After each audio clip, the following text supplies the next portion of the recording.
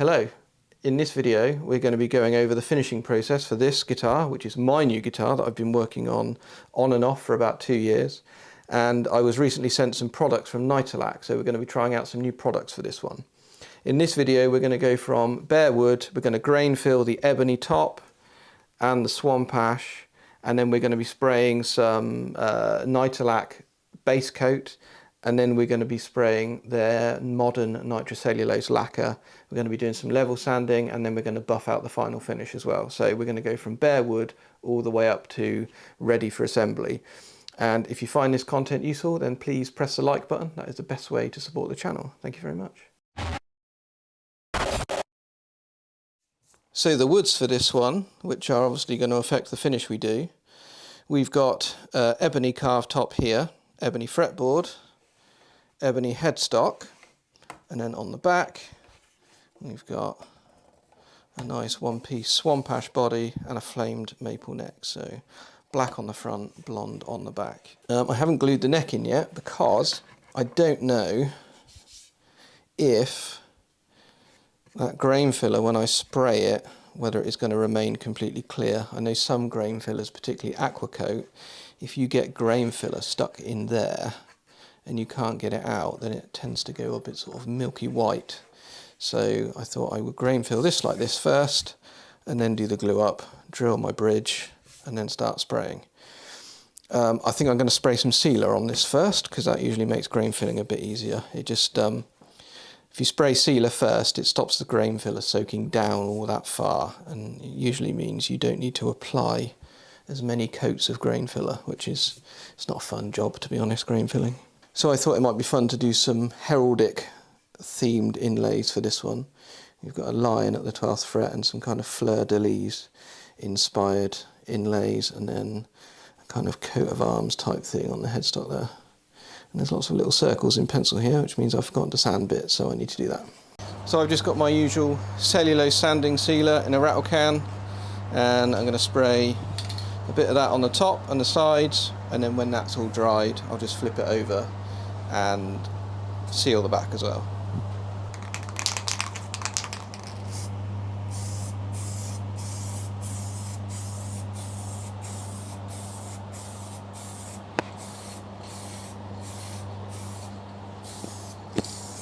Just going to seal the headstock too before I forget.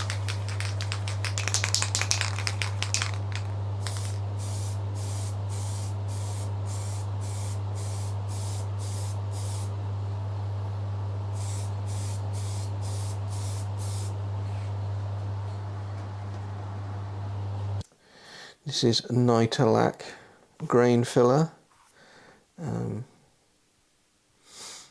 Now, anybody who knows me personally knows that I'm a bit of a cynic, so when this says will not shrink, I'm sceptical, but we shall see.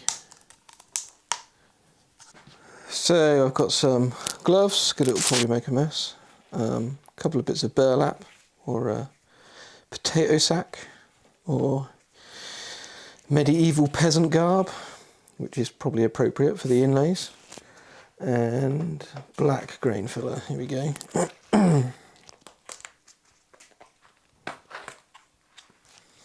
So I've got 2 bits of burlap. I'm basically going to do wax on, wax off to get rid of the excess. We'll see how it looks. Not so sure about that, so we'll try. Oh yeah, that's working out right. That is filling that grain for sure.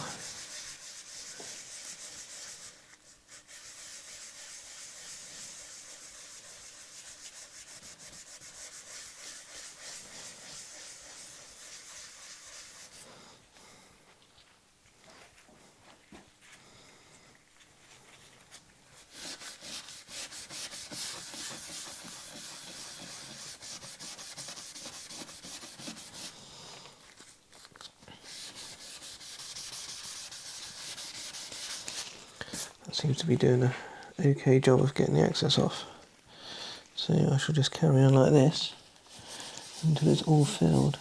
I'm not too worried about the sides or the end grain of the ebony, because actually it's only really the face of the ebony that tends to be open grained. The rest of it not so much. So I don't think that's much of an issue. But I know if I lacquer this without grain filling, I will be lacquering for a very long time to get it nice and level.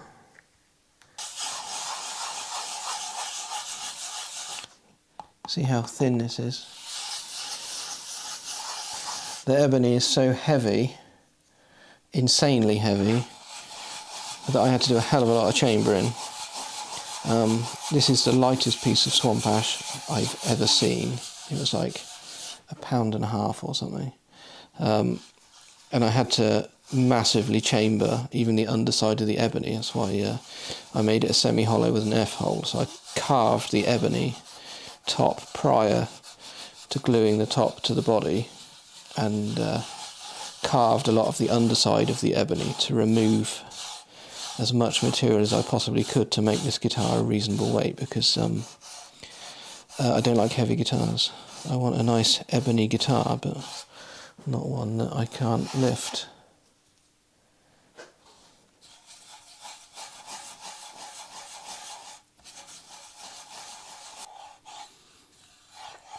You know, that does feel really nice and smooth.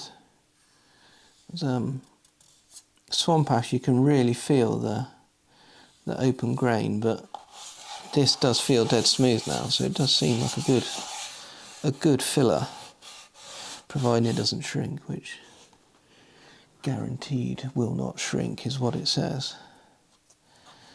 We shall see. So I've got a few different tins here. We've got some lacquer gloss, primer, golden age gloss lacquer, solvent medium. That's a posh way of saying thinners. So the lacquer gloss, from what I've seen on their website, is a modern lacquer with it says lots of elasticizers in, which is probably lost in translation, but it's I suspect this is probably a pre-catalyzed lacquer, a modern lacquer, similar to what I use from Morel's.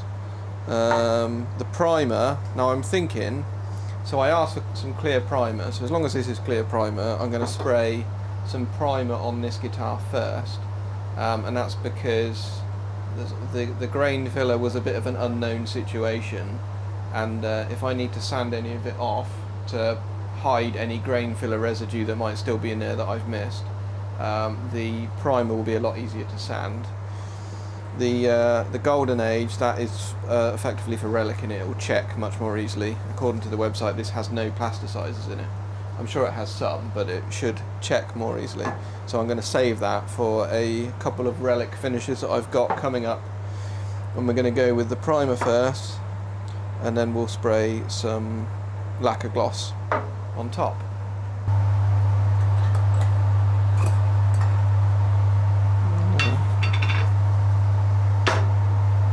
Well, it's not white, so that's good. It probably wants a bit of a stir.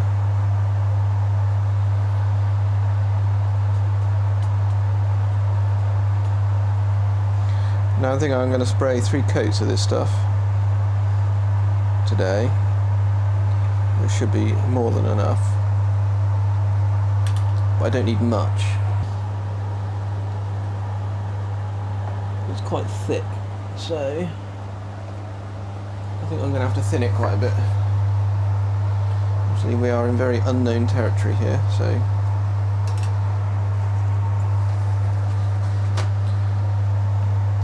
it doesn't say anything on these tins whether these are like a medium build or a high build lacquer, so I'm really just going to go on viscosity, what I normally spray in my spray gun, and thin it down accordingly.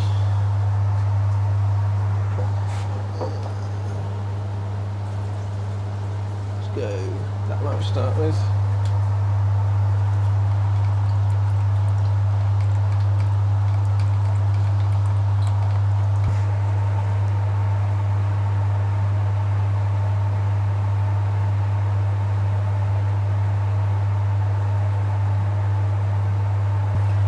I'm running low on paint filters, so I'm just going to Drain that through there.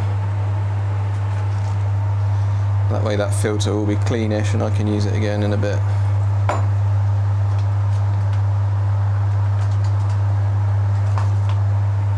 I'm wiping this down thoroughly because I really don't want any ebony dust getting in the maple,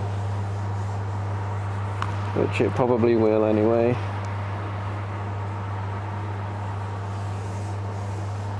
Going to blow the dust off the guitar as well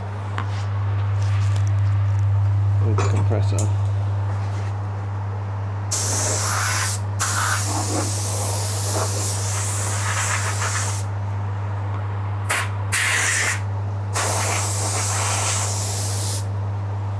Start with a headstock, you probably won't be able to see that, I'm afraid.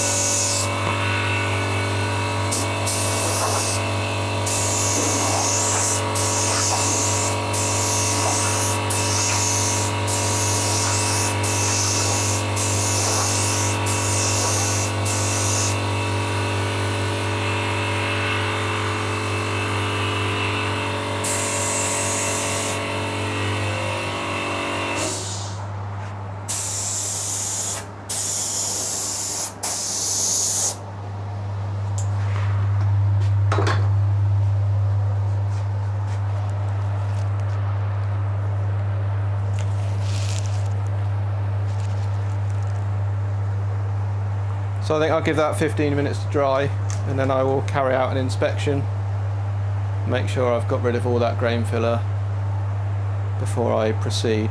That paint went on really nicely actually, really nicely.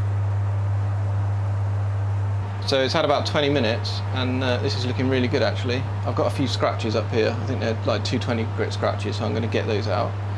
Kind of makes me think it'd look cool with a matte finish. Unfortunately I haven't got any matte paint, and also I kind of want to see what this paint's going to be like to buff out, so I think we'll just carry on as we are with the original plan. And I'll just sand this and then we'll spray some more. It has occurred to me that it's quite humid today. It's saying 70% on the gauge over there, so I think I'm going to add a bit more anti-blush thinners to this paint just to be on the safe side. Of course I'm sanding paint now, so these scratches will probably look worse, but I do need to get the 220 grit scratches out.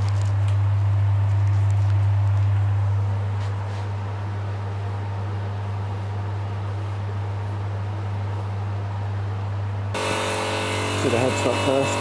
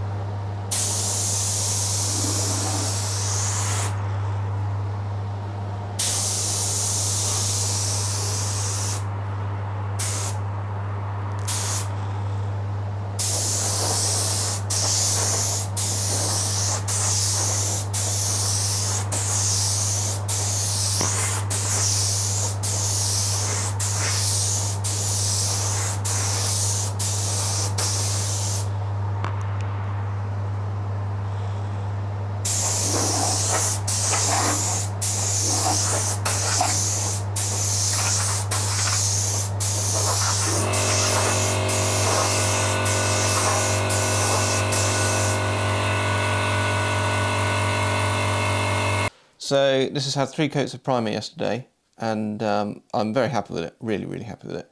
I can see there's a few spots, particularly around here, where I haven't filled the grain thoroughly, and a little bit around here.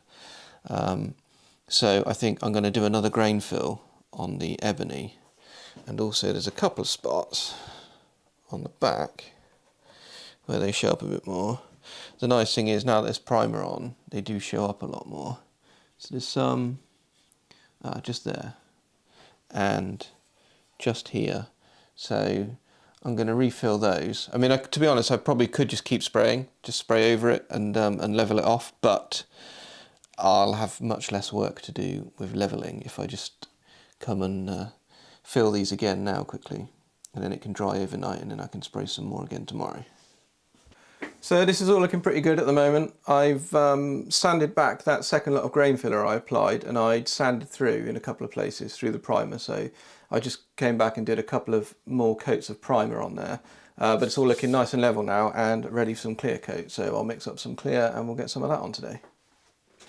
So we're obviously in uncharted waters, given that this is new paint to me, so I'm not sure how thin, how thick I want to mix this up, so I think we're just going to do a bit of trial and error and see how we go. I'm not going to mix up a huge amount, probably just enough to spray a few coats.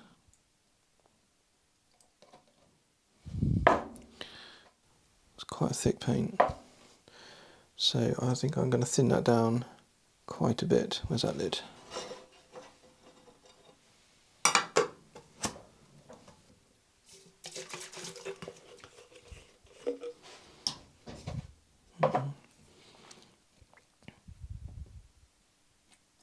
I think we'll just go 2 to 1 and see what that's like.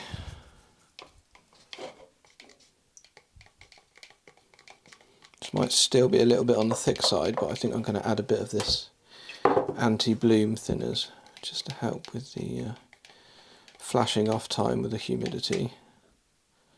That is still quite thick.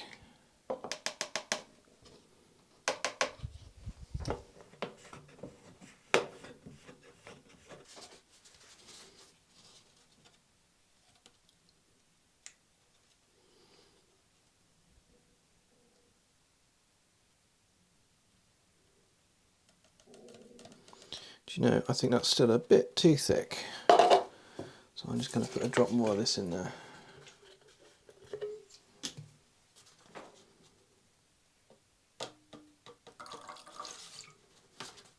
That'll be better.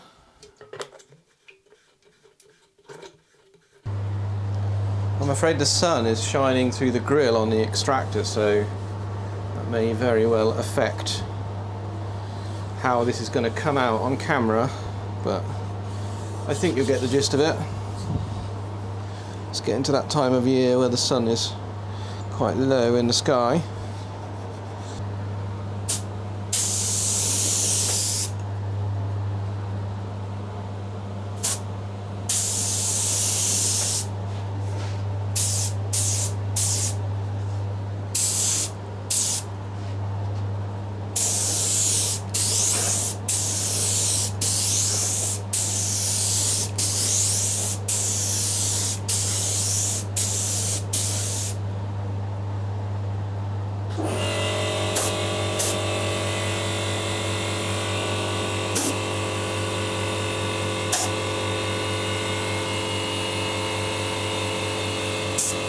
Got it.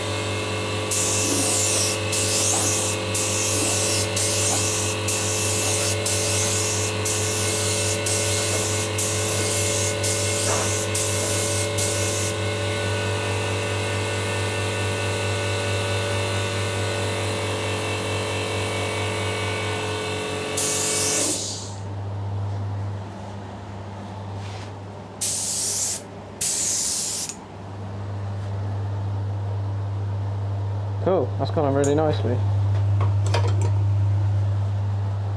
That was quite a heavy coat, so I might just pull it back a tiny bit for the next couple of coats. That's looking good though. So this had 3 coats yesterday, which is one of which you just watched. 3 coats today. It's looking really good. Really happy with it. I think what I'm going to do now is I'm going to leave it 2 days and let those first 6 coats of clear do a bit of shrinking, because they're going to. Particularly on the back, because, you know, Swampash has, well, any ash has massive open grain. You know, the filler fills a lot of it, but it never fills all of it unless you just keep on filling, but it's not a fun job, nobody wants to do that. So once I've given it 2 days, so next week, I will give it a scuff sand just to help level it off a bit. It's really not bad, to be honest. I can see a little bit of orange peel, not much. I think I sprayed those first 2 coats a little bit heavy, which is why they haven't gone on super level, but it's been leveling itself out more. Part of the reason why I want to sand it is not just to sort of do an interim level, is also I can see there's a couple of little specks that have got on the ebony that will, I can sand those out now. If I just keep spraying and keep spraying and keep spraying, I'll see them forever. And I suspect if Joe Bloggs was looking at the guitar, they probably wouldn't see it, but I know they're there and they're going to annoy me, and it's my guitar, so it'll annoy me more. So yeah, I'm going to give it 2 days and then spray. I think I'll spray another 6 coats, so another 2 days of spraying. That'll be 12 coats of clear on top of, what did I spray? 5 coats of primer, I think, in all. I think that'll be plenty. And if it's not, and if I sand through it or buff through it when I'm leveling, it doesn't matter. It's natural top. That's the nice thing about just working with natural woods and no colour. If you sand through it, you just spray some more, so what? Not so much fun if you've sprayed a cherry shader on the back of a guitar. It's been 20 days since I last sprayed some clear coat on this, and I'm doing some level sanding now, and I'm just using these sanding pads from Nitorlack. This is 1000 grit, which I'm just doing to get all the worst spots. So there's a bit down here that wasn't particularly level, and a spot just here. So I'm just sanding these areas as well, and then I think once I've got these, I'm going to move on to the 2000, because this finish has come out pretty good. It's mostly level. It's only spots, I think, where I didn't grain fill particularly well on the ebony. On the back, I think I might just zip over this with the orbital sander with some maybe 1200 or 1500, just because it's quicker, because it's such a big flat area. It's much easier to sand a big flat area with an orbital sander as it is with little pads, and it's much quicker. So yeah, this is coming out really nice. I've left it 20 days because the finish will want to do quite a lot of shrinkage over that period. You know, it's tempting to go, oh, I'll just level sand it once I finish painting it, like a week after I've painted it, and then I'll leave it 3 weeks before I buff it. Well, the trouble is, you'll buff the finish and you'll find that the paint has shrunk even more into the pores in that time. So I like to leave it at least a good couple of weeks, you know, closer to 3 weeks before I do all the level sanding, and then I will leave it another week or so before I actually buff the finish, because obviously, you know, all the really hard finish on the top, we've sanded through some of that, so that might expose some softer finish underneath, so we definitely don't want to go buffing it as soon as we've leveled it, in my opinion. We shall see. I think this is going to come out pretty nice. And now I'm going to switch over, I think, and use some 2000, if there's not an in-between one. No. So I'm sanding dry. I've gone off wet sanding, just prefer dry sanding now. It's harder to get the scratches out when you're sanding dry, and you have to be careful that your sandpaper doesn't get all clogged up. You just have to, you know, brush it off frequently, as long as it doesn't start rolling bits of the dust kind of builds up into little specks, and you can actually feel it rolling around, and that's when you start to really scratch the finish. But this 200 stuff here, That's working pretty nicely. 2000 rather. I think this should get it all nice and level.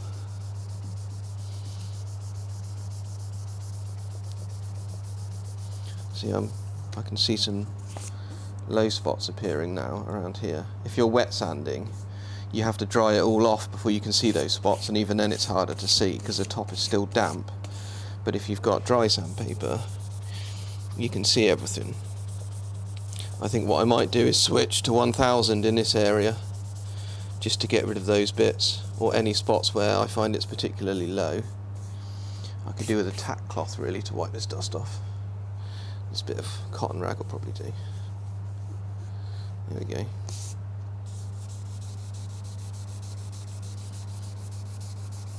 And obviously with this being effectively black, we're going to see every little spot, every little scratch. So we want to make sure it's as good as we can get it. Yeah, so I'm unearthing a few other places where I think I'll come back with 1000. Let's just try folding this over, see how well it does. Oh yeah, these are coming out now. So obviously I'll have to go over all this area with 2000 again.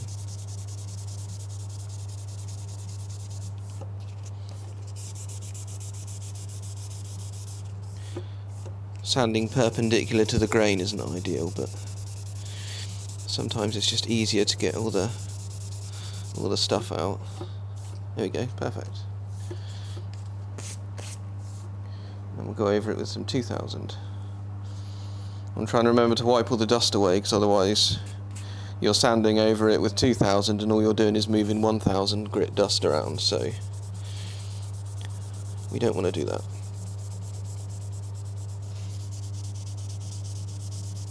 So I'm getting set up to do a bit of buffing today. This is my buffing rig. Effectively it just consists of the StewMac motor, an arbor system on a stand I made, just a fairly crude thing on wheels that I can wheel around and move out the way, because I've only got a small workshop, so I effectively just put bags over the top of the mops and wheel it out the way, and it lives in the corner when I'm not using it. I used to use the StewMac buffing compound, but I've recently, I'd say about 3 guitars ago, I've switched out to the Manzerna blocks, and I much prefer that stuff. And now I'm just going to warm up the mop and get some compound. So this is the 204 compound I'm using. This is their medium cut stuff.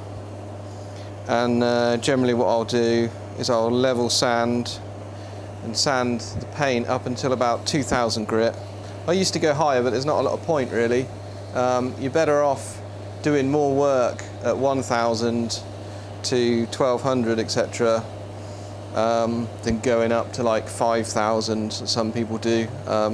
If you're hand buffing, then yeah, go much higher. You could go up to like 10,000, but to be honest, if you put more effort in those lower grits, then the medium buff tends to take out any sort of glaring scratches around the sort of 1200 mark that you've left anyway. I'm just warming it up so that the buffing compound goes onto the mop more easily. It kind of softens the compound more. You don't want the compound to be too hard on the mop, because it will just scratch the finish. And these buffers come with they call it a rake, I think, and basically you can just use that to pull any old compound off the mop before you go to put any more on. And I can just feel this plywood start to get warm. When it's a bit warmer, I'll stick some compound on it.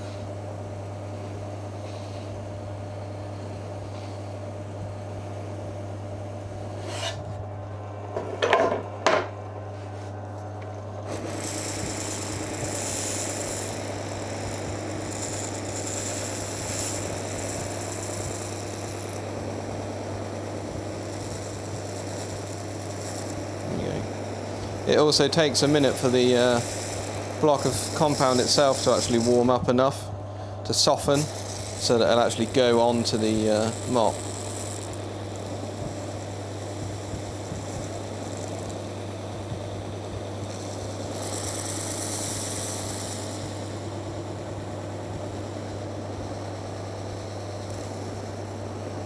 There you go. I'll just take off a bit of excess with this thing. Now I need a guitar to polish.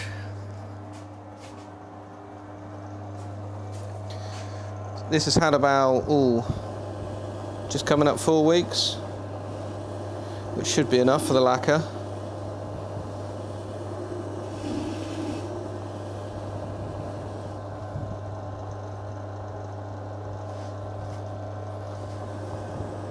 Just going to see if we pull all those scratches out.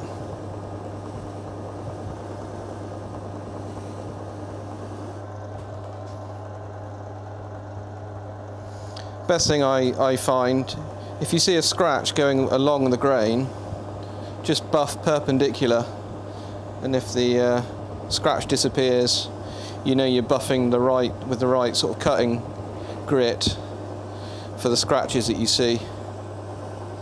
So I've got the medium cut on this one, and I've got it's called the finish cut, but it's actually not the finish.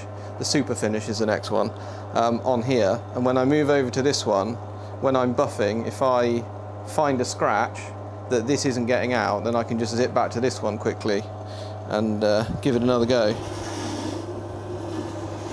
I'm always buffing out. You've got to be careful when you get to the pickup cavities, because the mop may want to grab hold of it and pull the guitar down. So we're not using a lot of pressure against the mop anyway, it's just really sort of almost just using the weight of the guitar against it, and that's it.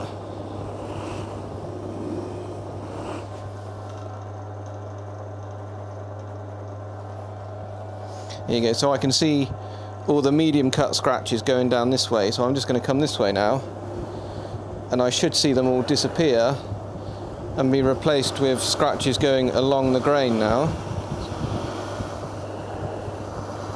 And if I still see scratches going across, then I need to either buff some more, or I've got some scratches that are too coarse for this cutting compound. In which case, that means I've basically missed a scratch, probably around 1,000 grit earlier on.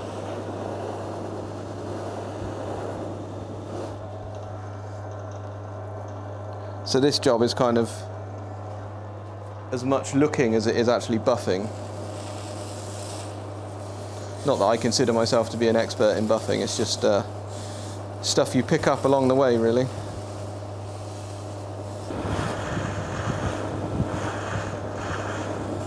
You've got to make sure you've got plenty of space for this job too, because if you're buffing a set neck guitar like this where it's all one piece, it is quite easy to knock the thing. It's very easy to knock the neck against this arbor, the steel rod going through. So you do have to be careful.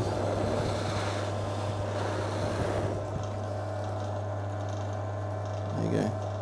I've got some compound build up, so in a minute I'll wipe that off with a bit of white spirit, but I'll let it cool down a bit first.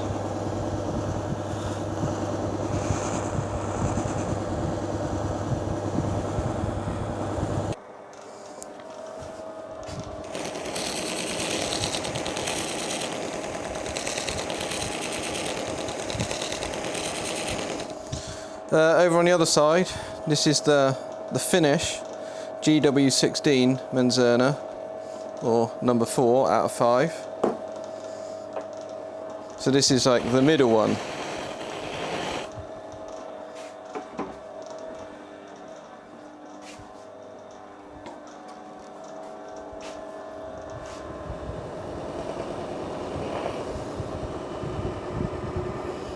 If I'm doing an aged finish, whether that's like a light aged or a full-on relic, this one tends to be where I'll stop. I mean, this is pretty damn shiny anyway, or it will be once it's done. But if you're doing an aged finish, it doesn't need to be any more shiny than this, really.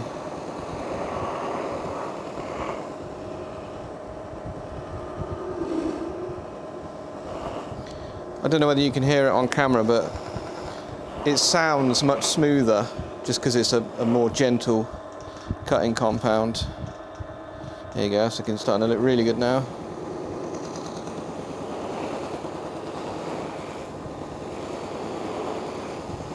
it does still build up around the holes and things, so you've got to be careful of that really. And you don't want to keep buffing over the bits where it's built up, because you'll end up just dragging dry compound around the guitar and scratching it more. So.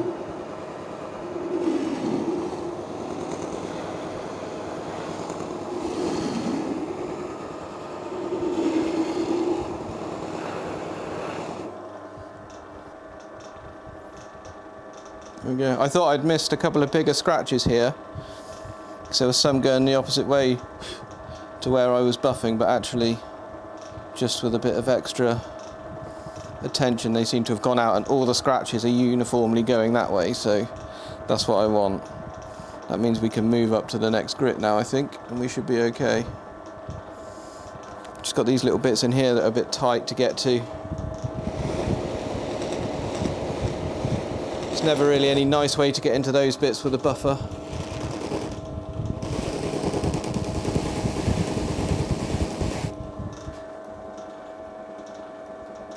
Although that's pretty much got it actually.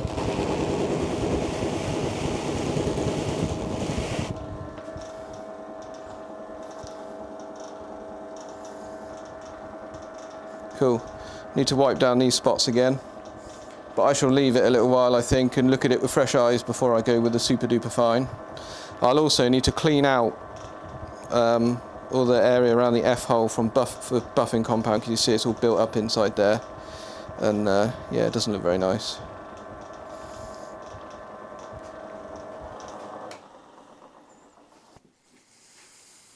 This is the super finish now, the third stage of polish, Menzerna P175. I'm going to load the buff up with that. So I've switched out the medium cut, the first one we used, for the superfine on this one, because it's very possible that I might want to jump back to the fine, which is the second stage of cut we did, if I see some scratches that I'm struggling to get out. But it's very unlikely I shall need to go back to the medium cut now.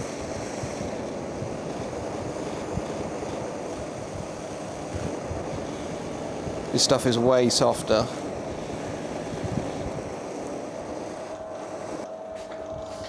We'll see how it looks after this.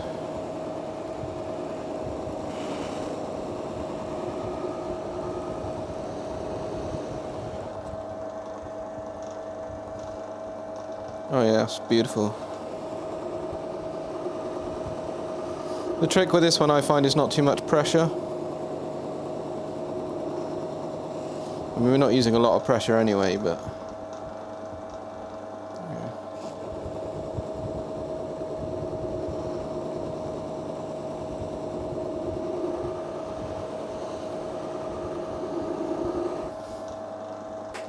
it's a much harder finish to polish up than polyurethane. A lot of these modern lacquers, I say lacquers, urethanes, whatever they're called, they are better for polishing. They are better finishes, in all honesty. But you know, people like nitrocellulose, and it feels different. It's much more of a glassy feel to cellulose, but it is more work to polish it, and it's much easier to repair. So that's why I like cellulose, but it does take more effort to polish. Although I will say this Nitorlack stuff, I'm finding that much easier to polish than the Morel's lacquer I've been using up until now.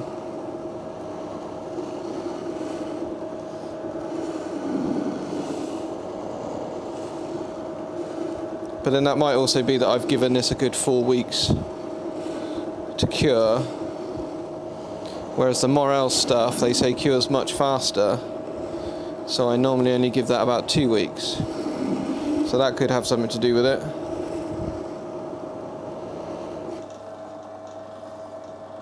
Oh, that's looking gorgeous.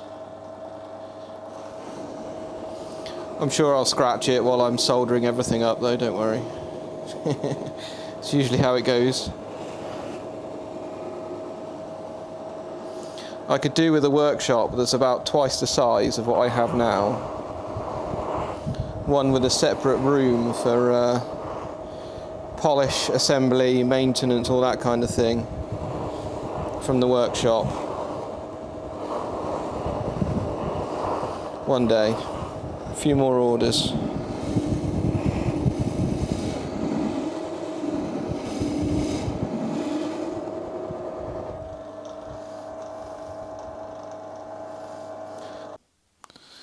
Here we go. Just need to wipe all the fluff off.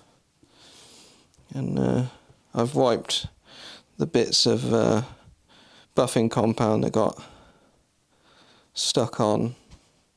They kind of build up around the pots. And they can build up around particularly in the side of the F-hole. So I'm just wiping all the fluff off now. There's a little bit of buffing compound on there still that I need to wipe off. But that's looking pretty damn close. See if you can... there we go. So I think I can still see the odd little swirl mark. So what I'll do is I'll leave this until tomorrow now. That way I can do fresh eyes, give it one last polish, and I think it'll be ready for assembly, which I'm quite looking forward to. I'll just gently wipe off that bit there. Very important to make sure the rag is clean, because obviously we've just buffed it, the lacquer's quite soft. We don't want to be putting swirl marks into it, which is easier than you might think. So I've got super bright LED lights in my workshop. The ceiling's not particularly high, so it's absolutely merciless with the finish and the scratches, which is a good thing really. I can see any imperfection. Yeah, looking really good. Nice and shiny. I like this lacquer, it seems to buff really easily, or certainly much more easily than the stuff I was using before. I'm probably going to find I've still got some swirl marks in the back. It's very difficult to see on that Swampash. The neck came out absolutely gorgeous. Look. New guitar day coming soon.